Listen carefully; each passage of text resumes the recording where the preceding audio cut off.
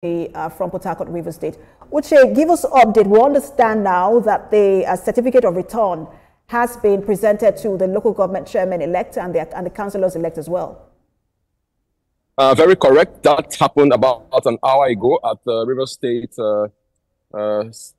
Independent Electoral Commission's headquarters here in the capital city. The hall will give access to only the chairman and the councillors, but they didn't succeed at that. The hall was packed full with their supporters. But once the events commenced, it was very brisk.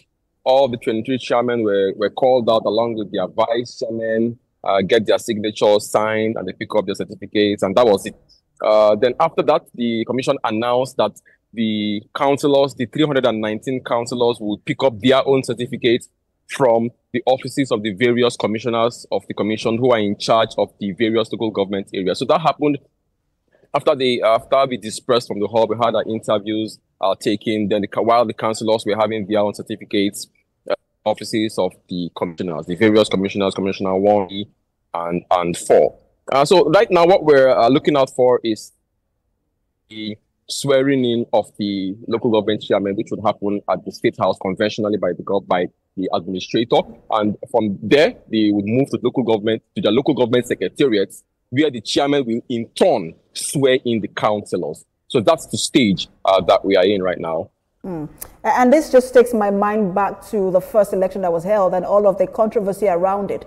But I wanted to also bring to your attention, which I'm sure that you have seen, that statement coming from the former Vice President, Atiku Abubakar, just talking about this election and what he calls, he said, look, it is an assault on democracy, just paraphrasing what he said. But is that sentiment also re-echoed at the state level? Most definitely. That sentiment has been re-echoed right from the very first day that the newly constituted leadership of RSIEC announced a rescheduled local government election. Everyone had said that, about a few persons have said that this is an assault on democracy, that you cannot conduct a democratic exercise under a military leadership. But others have also said that it doesn't matter.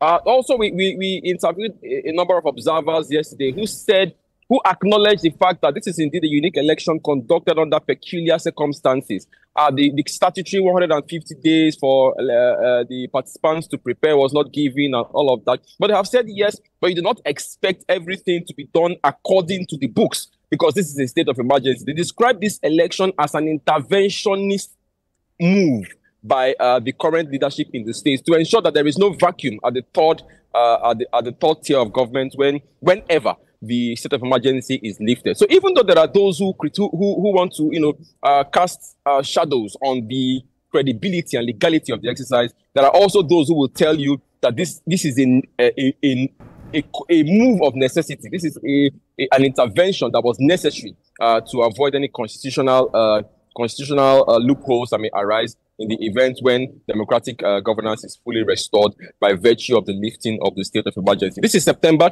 By September 16th, 6 months have elapsed when the state of emergency was imposed. So just as we were counting down to the election, which has now concluded or is now in the concluding stages, because we still have the swearing in pending, we are also now counting down to September the 16th when the state of emergency would have elapsed. We do not know what the next step would be, what the presidency intends to do as regards the situation in River State.